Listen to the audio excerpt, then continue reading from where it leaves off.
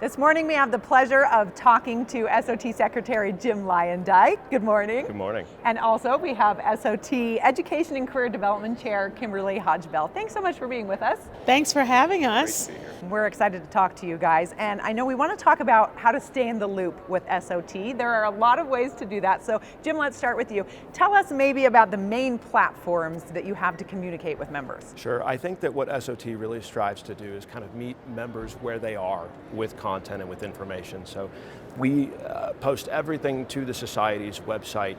Everybody can access all that content there, but at the same time, what we want to do is really have kind of a breadth of strategies where they can access that content in different mediums. So we do have a weekly blog, we have emails that are delivering all that to our members. We're also on social media, we're on LinkedIn, X, what have you, if that's where those folks are. And then we also have a number of innovative strategies where we can actually deliver content online, including YouTube, as well as certain recorded videos and other platforms at the annual meeting. I know you do have a lot of unique communication programs, including podcasts even. We do indeed, yeah. So the Adverse Reactions podcast is a personal favorite, and I would encourage everyone who has not listened to this. David Faulkner and Ann Chappell have created an absolute gem. What they've done is they've created a way for SOT members and toxicologists broadly to bring their science down to a level in a 20-minute conversation that gets into the nitty-gritty, but also in a tremendously fun and lighthearted approach to communicate otherwise complex challenges. It's really worth listening to. And then what about your science talks? I hear those are interesting. The intoxicating science talks, among others, are recorded and live in perpetuity on the web. This is a fun 15-minute, low-key, just get people excited about a particular topic, and those are all absolutely worth checking out as well. I love it. Okay, Kimberly, your turn. So how do SOT's committees and component groups provide information to members?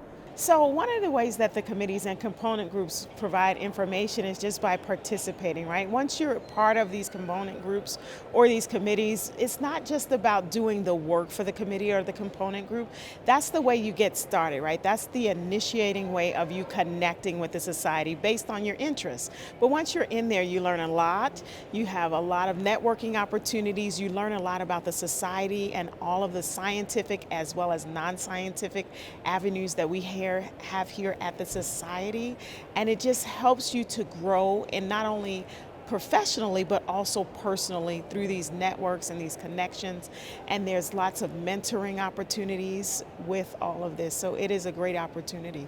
What do you think makes them such a vital part of keeping the Society up and running? It's about volunteerism, right? And we need you to help volunteer and to support the Society as we're looking at new things and how we're going forward and being future forward with it. So a committee is just supporting some of the initiatives and the strategic plan and all of those things that we have as a society that we have out there to ensure that we are, one, growing, and we're continuing to make sure we incorporate things that are going to keep us sustainable for the future. How do you both recommend that members get more involved with being a part of the Society? I say this, it's like Nike, just do it. There's a lot of different ways to get involved. If you go on Tox Exchange, there's a big button that says volunteer. So that's one of the ways that you can go in and create a volunteer profile so that if you're interested in participating in a committee or component group, that's one way to start. But I also encourage everyone to talk to your colleagues. There are people who are already sitting on these organizations or committees or in these component groups that can give you some insider scoops, like I like to say, and just really helping you to get connected and finding the opportunity to volunteer.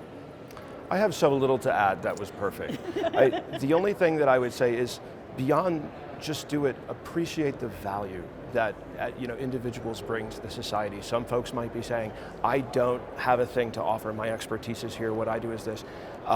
Everyone's contributions drives the Society forward and makes it what it is. So if you're sitting there as someone who wants to volunteer saying, oh, but maybe that's not for me. No, it really is. And touch base the way that Kimberly brought that up, that's perfect. So I love that there are so many ways to get involved, and you guys make it sound so fun too. It's easy to make it sound great because it just is. It's awesome to volunteer, it's important for the Society, and it's really rewarding personally. And it's great to get involved because this is our society. And so in order for it to last for perpetuity, we need you to volunteer and get involved. Okay, people have no excuses. Thank you so much, Jim and Kimberly. Thank you very for much. having This was us. fun.